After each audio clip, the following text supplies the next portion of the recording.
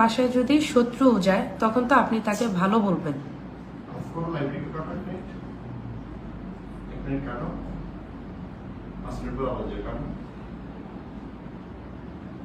আমি যতটুকু পারি পজিটিভলি আমি সবকিছু ক্লিয়ার করে আসতেছি।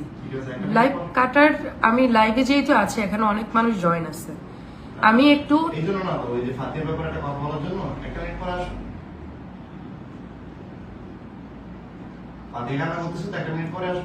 রবিন, এখানে অনেক মানুষ দেখতেছে।